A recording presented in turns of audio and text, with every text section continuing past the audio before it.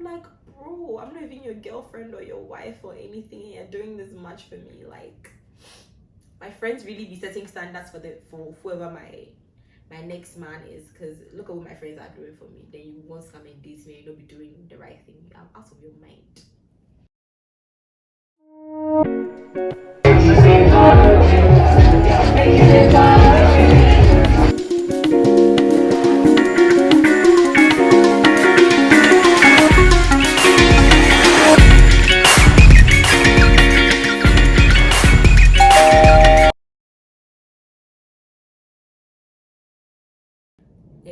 The sweet thing is on Thursday, like, so I had to inform my family that this was going on. I informed a couple of friends, and this sweet friend of mine, he came to visit, and it was weird because he came really late. And when he came, the security men were saying that they were not going to let him in because it was past visiting hours. This man actually called head of finance of Rage Hospital to get him to get in to come and see me. And I'm like, bro, I'm not even your girlfriend or your wife or anything, and you're doing this much for me. Like, my friends really be setting standards for whoever my next man is, because look at what my friends are doing for me. Then you want to come and date me and you'll be doing the right thing. I'm out of your mind. And my friends who couldn't come visit, they were like calling my phone just kept blowing up video calls. I just kept getting lots of lovely messages. My family members were being so nice. My mom was in Kumasi, but she got somebody to send me food because she was like, "What are you going to eat?" Like, she was just so worried, like, and she just made everything work. My dad came to see me on Friday, and so when my dad came to see me on Friday, I was off oxygen, and he asked how I was doing. I said I was doing good, and then he said, "Oh, then check your oxygen saturation and let me see if it's really good." Bro, tell me why I checked my oxygen saturation in front of my father and it was 92%, and so I had to be put back on oxygen. No, why? Because me, I don't understand why my saturation wanted to embarrass me. I don't get it. I don't get it. Because I was actually feeling way better than what my vital signs were. So I called my resident to beg that I wanted to go home, and she did not agree. So on Saturday, and then on Friday night, she was like, I should restart another IV antibiotic. Now it was around 9 p.m, almost 10 p.m, and almost everybody had gone home. It was just one colleague that was around, and she was like, okay, let's just go and try and figure this out. So we go to the emergency pharmacy, and then we tell them that, oh, this is the doctor who is on admission, and then she needs this medication, so can you just give it to her? Can you imagine? They just said that they cannot, and I should pay for it. I was like, it's not a problem, I can pay for it, but I don't have cash, so are you taking a card? Then the bank people tell me that they don't take cards, they take Momo, but they've been having problems with their Momo system, so they cannot accept Momo now, and so I should get cash. Then the person in the pharmacy has the effrontery to tell me that, oh, Stanbic Bank is not so far, so you can go there and go and withdraw the money and come back. And I was like, are you out of your mind? I'm on oxygen upstairs. I just literally took off my mask to come downstairs because I didn't want to stress anybody else, and I wanted to come and get it for myself. Why are you being so insensitive? And you know, at that point, it made me realize how frustrating it would be for someone else who's not a member of staff in the hospital to get things done for them, because this is me, somebody that works in the hospital, and look at how frustrated I was. So trust me, you don't want to be sick in a broken system like the system in this country, because it's broken. And so eventually I went to talk to the doctors in charge of the COVID center. Then they worked out something. They had to go and get a stamp, some plenty processes. Eventually I got the medications, and so I went back upstairs, and then it was saved. I'm sorry, this story is very messy and it's very all over the place, right? So Saturday came, and then I spoke to my resident again, and she said, okay, let's make a deal. If by close of day your saturations have stayed above 95 or have been 95 consistently off oxygen, then you can go home. And I felt that was fair, because that would be like a discharge criteria that I would use for a regular patient. So I felt like that was fair, and so I agreed. And thankfully, my SAT stayed at exactly 95 until I left the hospital.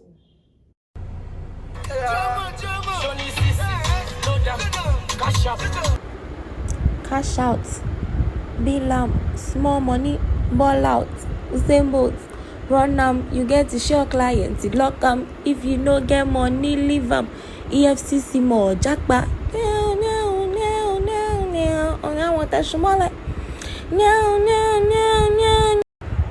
So basically, this entire time, I think I spent about 2 minutes talking about how I drove myself home and how I was really, really out of breath when I got home. Because when I got home, because I live alone, I had to move my stuff from my car to my house alone, and that was really stressful. So I was very, very out of breath when I was done. Now the real wahala didn't begin on Sunday. I think it was on Monday. No, when did I get this done? This was done on 27th. What day was 27th? I don't even know. Let me check the calendar. 27th was on Wednesday. So on Sunday I was good. I kept checking my SATs every 2 hours because I was scared. In fact, let me even check my saturation right now, because if we are seeing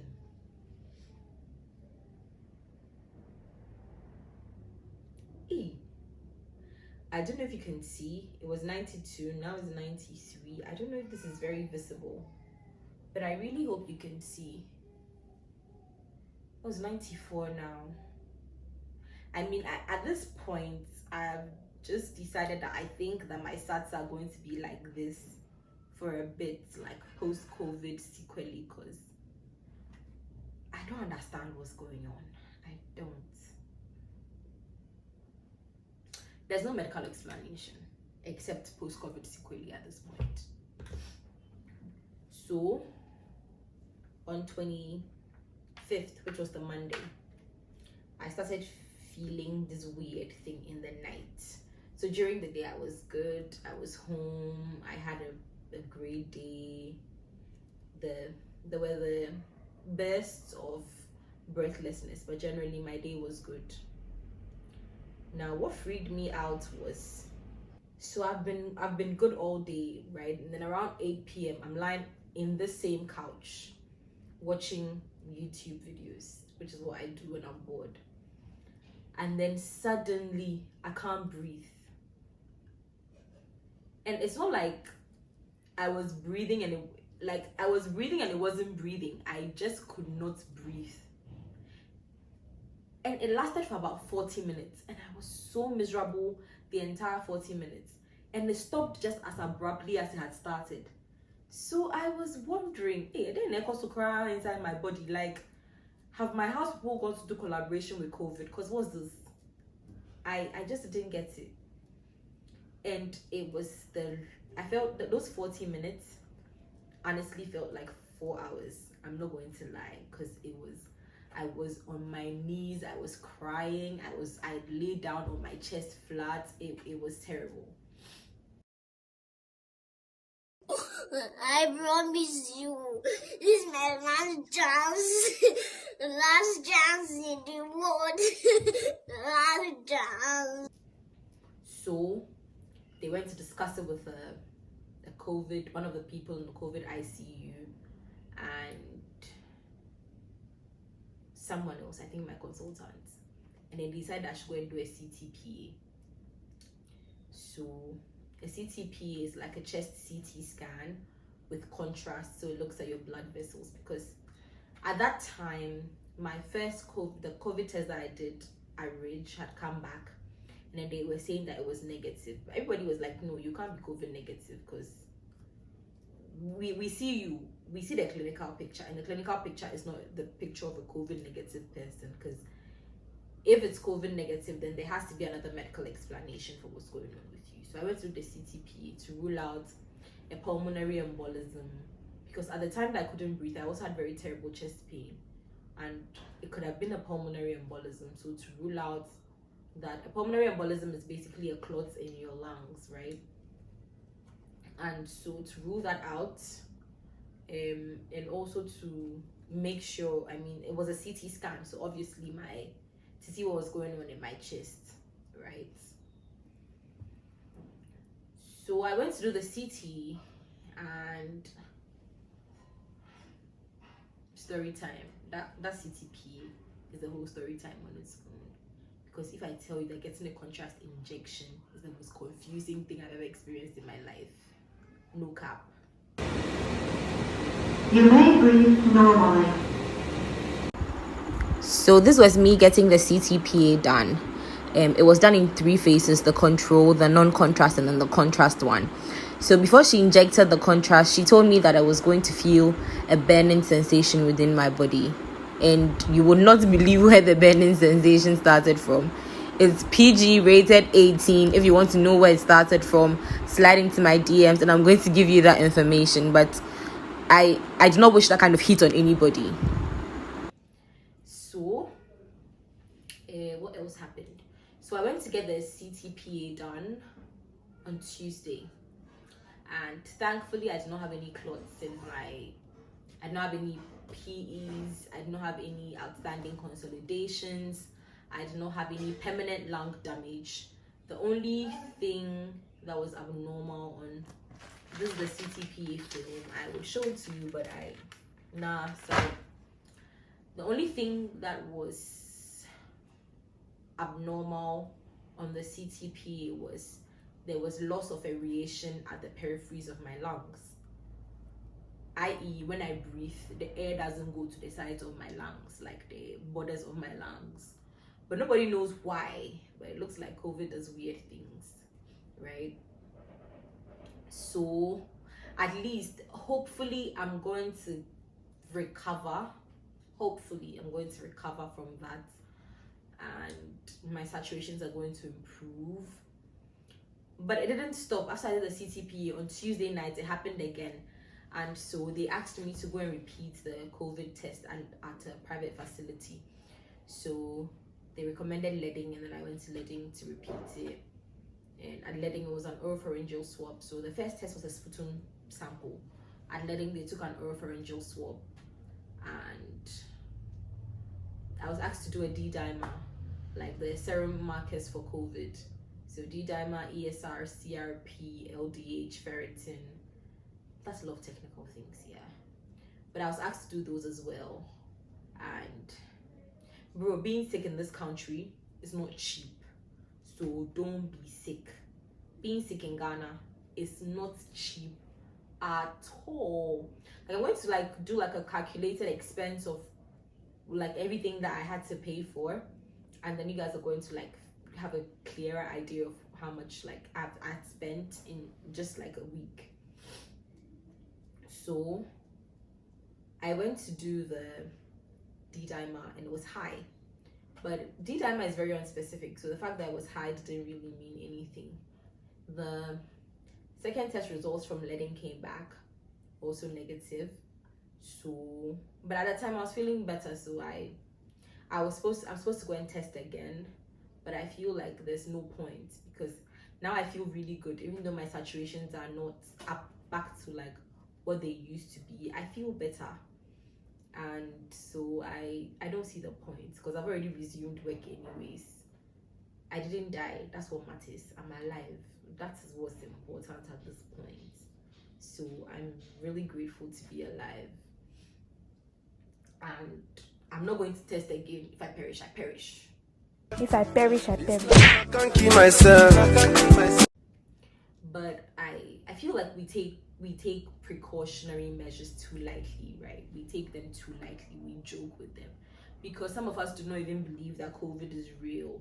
I've had people asking me, "Oh, is COVID really real? Are the hospitals really full?" And that if the hospitals are really full, then I should take videos and put it on the internet so that people will know that hospitals are really full, and then they would wear their masks. My response to the person was that when they're dying and they come to the hospital and there's no bed, they know that the hospitals are full. You be walking on the streets of Accra and don't wear your mask and see if you get a bed when you're sick.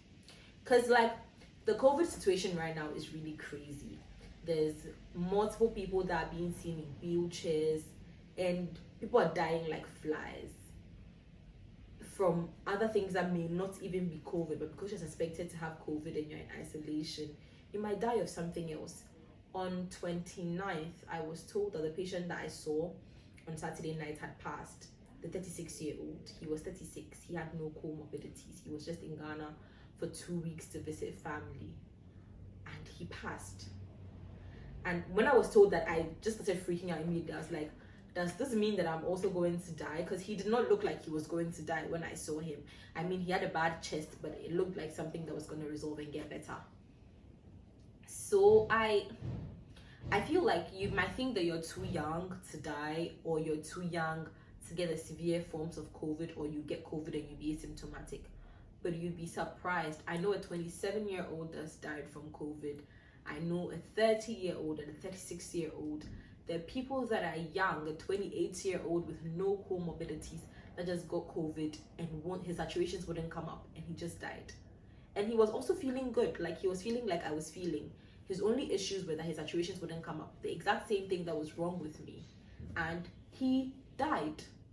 So, I mean, I'm very blessed to be alive. I am blessed to be alive. I count myself as one of the lucky ones because it could have gone any way.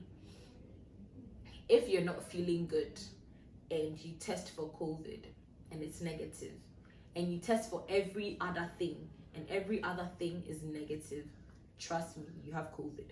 Because for me, every other thing was negative. And so the only thing that made sense was that I had COVID. And so I was giving the treatment for COVID and I got better and I got back home. So if you're still feeling unwell after treating your malaria 3 times, please go to a hospital and get tested and treated. Please speak to your family physician. If you don't have a family physician, you just text me. Just send me a DM. Like, DM me on Instagram or Snapchat or something. If you have my number, just call me, because you'd be surprised. The other thing is, getting sick, right, in the middle of this pandemic is not cheap. Now, even if it's not COVID that you have, right, and it's something else that you have, it's not cheap to treat. Now, I'm not going to mention the medicines that I used specifically because I don't want anybody to self-medicate, but I'm just going to give you an idea of what they were and how much they cost. So there were these antibiotic tablets that I had to take, and the box for the 3-day course was 154 cedis. Alongside, I had to take these IV medications, and I had to take 3 vials, 1 vial a day, and 1 vial is 94 cedis. So that was 94 cedis every day. Do the math. 90 by 3 is 270. 4 by 3 is 12. If you add that, that's 282. Add that to 154. That's almost 500 cedis, right? And then I had to do the chest x-ray. Now, I didn't pay for the chest x-ray because I was a member of staff. But if you are not a staff member, you don't have insurance, I think a chest x-ray is 50 cedis. So add that. And then I had to go and do the CTPA, which is 910 cedis, which I got at a discounted price because as a facility that I know, it's 1,115 cedis. So I got it for 910 because I'm a doctor. You are not a doctor, you won't get it for 910 cedis, bro. Stay in your house if you don't have anywhere to go. If you have to go somewhere and you have absolutely no choice, wear your mask. Before you do the CTPA, you need to do a renal function because they are using contrast, so you need to be sure that your kidneys are working fine. I did my renal function and my full blood count at MDS Lancet. Both of them cost 130. The 2 tests were 130. I had to go and do the Ddimer MDS Lancet. The Ddimer alone was 150 cedis. It's not cheap. Being sick is not cheap. If you go to Nyaho, right, or any other private facility, and you're on admission, you would spend like 7k a day, 7,000 cedis a day. Getting COVID is not cheap, and now there's so many cases that you're not a priority if you get it. Like, they'll take care of you, but nobody has time to come and prioritize you because everybody else is also dying. Like, everybody's dying, so if you are dying, so what? So please, if you have nowhere to go, I am begging you in the name of God who created all of us, that please stay in your house. Kindly stay in your house. And if you have absolutely no choice and you need to step out, please wear your mask. So I'm editing and then I realized that there's another thing that I didn't talk about. I know that this video is long, but please pardon me. So people keep asking if you can get reinfected, right? And what you need to know is that there are different strains of COVID. So you can get infected with a strain and then you're exposed to a different strain and then you can get reinfected. The other thing is that your body's ability to fight infection is based off of your immune system producing antibodies. I personally know somebody who had very, very bad COVID, like COVID where she had to get a head CT and things. And when she got better, she went to test for the antibodies and her body did not produce a single antibody against COVID. So it means that for somebody like that, she could get reinfected the following week. I mean, I think I'm a clear example. I got COVID last year and then I think I've had it again. So reinfection is very possible. So please stay safe. Wash your hands, use your sanitizers, wear your masks most importantly, and just stay in your houses if you do not have anything absolutely important, life-saving, life-threatening to do outside. And another thing, someone just called me and I realized I didn't talk about it.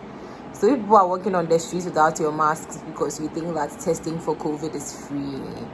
It's only free in the public facilities and there's only 5. I think the list has 13 testing centers. Only 5 of them are public.